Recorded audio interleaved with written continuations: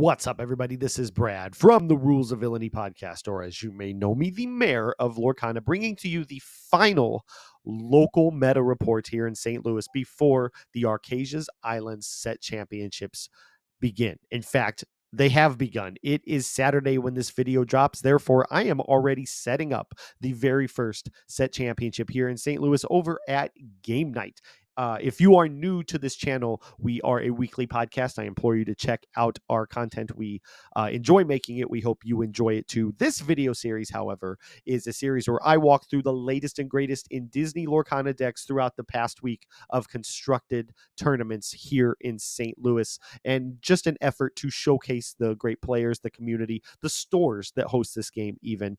We have a plethora of great places to play, even more great people playing the game, and this is an effort to just shine the light on them a little bit. One more thing I wanted to shout out before we get into this week's decks is that on tomorrow, Sunday, May 4th, we will be live streaming for the third time, the third set in a row, the set championships at Grapes Games, 11 a.m. Sunday, May 4th. Come check it out. It's always a blast. We always have a great turnout and have some spicy and great Lorcana to view and commentate over. Andy and Vince do an incredible job. Maybe you'll see me behind the booth, depending on how well I do. Maybe I will just drop out and cast for a little bit. Who knows what the day will bring? What we do know is it'll be a lot of fun, and we hope you tune in. If you're local, we hope you come play. We want to see you in the store, making the event as big as possible. And if not, if you're far away and just interested in watching some great Lorcana, please tune in, check it out. And that being said, that long-winded intro, let's get into the decks for this week. All right, our first deck comes from Grapes Games. A first-timer here, we have Ace off of his Emerald Steel that we're used to seeing him on, running the Amethyst Emerald Bird deck. We've talked about this deck quite a bit in the last several weeks as we've seen Britt running it very successfully. This week, it's Ace running the 18 birds. The Peter Pan Iago package is just so mean. 18 birds in here like his own personal aviary. In fact, he names this deck Rage Quit because that's all he makes you really want to do with all the discard in here. Like I said, big Emerald Steel player, very familiar with how infuriating discarding can be with his Hypnotize, Sudden Chill. Not as much discard as he's used to having. He does have the Ursulas to spike some songs from you as well. But yeah, went 3-0 on the day. Ruby Sapphire items, Ruby Sapphire manners, and an Amethyst Steel Jafar wheel. 2-1, 2-0, 2-0. 3-0 on the day. Congratulations to Ace, and I can't imagine that you won't find success with this throughout the set championship season. It seems to be a very, very powerful deck, and he ran it very well on the final week. Let's see what happens in the next month. Good luck to you, my man. All right, our second 3-0 at Grapes Games that day. We had 19 people that day, so we had two 3-0s on the day. This is Kirsten. Don't be confused with Villain Andy up there. He had his time on this show. This time it is Kirsten with a steel song that got through a blue steel, a amber amethyst aggro, and her final match being against a bird deck. Probably she played Brit. I don't have the decks in front of me, but I assume Brit was working on mastering her Emerald Amethyst bird deck. And Kirsten saw her way through all three of those with this steel song. It looks pretty standard from what we've seen with Steel Song lately, running the 4 Cindy's and Daisies, depending on what you want. Even for Robin Hoods as your one drop, you got all the options there based on what you're up against, making some decisions on how to play it out. Early aggro, early control with the songs from Cinderella, and then you got one Lilo split with a Piglet as your 2-drop, as well as Smee and Troubadour. And then, of course, it's not Steel Song without the spectacular singer herself, curving out into Lawrence, Pete, Rapunzel, the Robin Hood shift package, the cheap Bianca if you have an ally out there. And one card I love to see in these decks is that Big Cindy. Anytime she comes out, even better than Big Cindy is the Sonic Warrior, which Kirsten opted not to run this time through, but the shift onto the Little Cindy if possible. She is just a beefy knight and can challenge ready characters when a song is played. Just just beautiful all around. This is a tried and true Steel Song deck that Kirsten piloted very, very well this past Sunday. Congratulations to her. I think she's still running a Steel Song variant right now. She threw some spice into a deck tonight, actually, with Bolt and the Simba package that shifts into the ready at end of turn. So not sure where she's going to land for the set championships, but if I had to guess, it would be a song, a deck like this one, which she is notably played very well for a very long time. So if it is this deck or any deck she chooses and you watch this video, good luck to you, my friend. I hope you do well with it, with anybody but me. I hope that if we get paired up, that I take you down this time. We'll see. We'll see. Kidding aside, good luck. All right, moving on to Impact Gaming Center on Monday night, we have Saki. He goes by Saki. His name is Eric. I believe he was the Steel Song that I could not get a hold of last week to feature on this video. He reached out this week with his Ruby Amethyst that went 3-0 on Monday night. This is the evasive package that we've seen popping in and out with the Peter Pan, 4 of Shadow Finders, coming in and making your Iagos, and all your evasive characters come out with Rush. His first thing he said to me was, evasive is cracked. And we all know it. We all know that there is some trouble brewing when this deck comes to comes to the table. His 3 matches of the day were Amethyst Steel, Emerald Steel discard, and the Mirror, another Ruby Amethyst deck. He said he only dropped 1 game to the Amethyst Steel on the draw. The changes he would make, he said he would drop the 5-drop Maui to add in another Iago or a Half Shark, maybe drop a library to add an additional Snake or Pegasus, rounding those out to 4 ofs on each of them. But yeah, it looks like we've talked about it a little bit on this video series. You curve into your evasives. You got your standard 1-drops with your Chernobyls, your Diablos, your Brooms. You got your 2-drops. The Kuzco has made his way back in the last, I think, this set. I don't know if he was out last set, but he's coming back in with Kuzco, Snake, and Pegasus on 2. That Pegasus comes out, threatens a 3 lore challenge, and late game when that Peter Pan is in play, that Pegasus comes out with Rush. So just an immediate 3 attack to whatever is threatening your board, let alone the Iago, who comes out and swats you for 5 and probably sticks around with that 6 body, assuming that the opponent doesn't have something to target him with to get him out of there. Another big card in this deck that made its debut at Battle Bear against DKP is this Moana, the 4-cost inkable Moana that has evasive. Is a 4/3, and when she challenges another character, gives another character +3 strength. So just more control all around. But yeah, this I said either last week or the week before with these evasive Ruby Amethyst popping up, that if I were to ever go back to Ruby Amethyst, it's starting to look like it's that time. This deck looks like it is a lot of fun, not to sit across from, but to actually play. But the recursion that Maui Shark gets for friends, I've seen it firsthand at my locals. Chip has been playing this deck quite a bit. Watching that shark challenge into something and pull back a friends and just keep refilling his hand was absolutely insane, and something that you got to be careful with. So congratulations to Eric. I don't know whether or not you make changes to this deck. I don't know, but I think you're going to find success either way and bring home that Hero Hamada card. So good luck to you throughout the set championship season. All right, moving on to the collector store, we have Travis Rudros TCG once again with his Ruby Amethyst deck. This is an interesting one because the final match against Justin came down to a die roll as the store was closing. So it isn't a true 3-0. In fact, I think Justin got the 3-0. This is a pack per win store.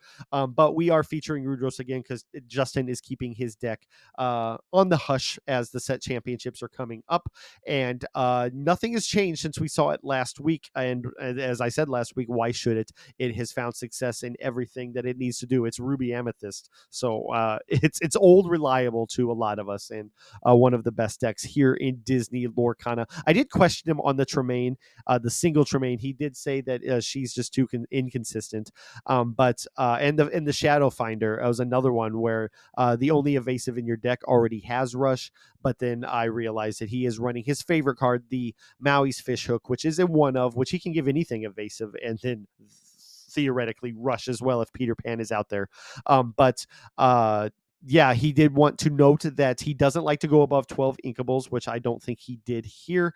That was just a little anecdote to include when talking about the deck, because not really much more to say. He's found success with it the past 2 weeks and continuing to do so. And I suspect during the set championship seasons, this is going to be the deck that he's running and will continue to find success doing it. So congratulations to him here, and best of luck to you in your Hero Hamada journey, sir. All right, moving on to Bodachs Games on Thursday night. We have the reckless one, Ron, our teammate, running Queen's Song, an Amber Steel Song variant that is quite a bit different than the one we just saw from Kirsten. This one is running the Queen package, where you play turn 1 Queen, Regal Monarch, on turn 2 Shifter into a commanding presence, and that is the earliest you can sing Whole New World in this game. So forget whatever you altered for when you're sitting across the table from this Steel Song, because you're probably going to lose it. It is a viable disruption method to basically reset the game,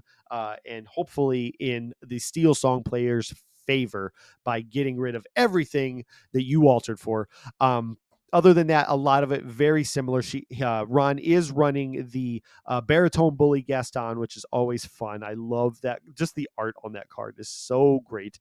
And a card I mentioned earlier, in comparison to Kirsten running the Big Cindy, Ron is running the Sonic Warrior, which I absolutely adore. I love that card so much. And yeah, it's basically the same Steel Song that we saw earlier with that Queen package put in. No Robin Hood package this time around, but both of them that we looked at are 3-0 on the week and proving to be both viable decks to run in the set championships. Both great players, both running these perfectly. Curious to see what their set championship journey is. Ron, congratulations on your 3-0. Good luck in your set championships this season. I hope you bring home some heroes. All right, moving on to Manticore Game Shop on Thursday night. I do not have the 3-0 deck, but I have a very fun deck that Steven decided to share. Said, hey, my son played this deck tonight, and I think you're going to love it. You should feature that. And I said, hey, say no more. If it's a kid playing and they had fun with it, I want to see that deck. I want to showcase that deck and give them the spotlight. And he delivered. This is a deck that was inspired, something I shared on our Discord a while back from Ready Set Inc. They called it High Roll Hey Hey, where the whole purpose of the deck is to play these low cost Hey Heys on turns 1 and turn 2, shift the new Floodborn Hey Hey, the dual ink Sapphire Steel Hey Hey, onto one of them, and in doing so, you have to unfortunately put your entire hand in your inkwell. But what that means is, while this Hey Hey is a 1/5 and quest for 2, every card you draw from now on is one of the high rolls from all the ink that you have. You should be able to play this Gaston if you draw it, this Robin Hood, this Tinkerbell, the Grandma Tala, which I absolutely adore. And even later on in the game, if she's on the board and you play this Hey Hey and you have a massive hand, that's a huge lore dump. It's basically a Jafar wheel for inking even. So if this is the deck that makes Grandma Tala work, because I've loved that card since set 3, let it be. Find a way to make this deck win a set championship. Maybe I'll try it myself, because I'm excited to see that Linc is playing it and hopefully finding success. It was 1 and 2 tonight, but it was a fun 1 and 2, I'm sure. And I think with some optimization and some meta studies and everything, maybe, just maybe, something this crazy is going to work. And I'm so excited to see that journey. But yeah, very cool deck. I'm hoping that Linc sticks to it, makes and it's his favorite colors. It's blue steel. It's just not the blue steel he's used to. So yeah, I really want to see this deck succeed. If you take it to the set champs, good luck. And whether or not you do or don't, I hope you find success in whatever you do play in your set championships. And finally, people have been asking me, Brad, what are you going to be running in the set championships this time?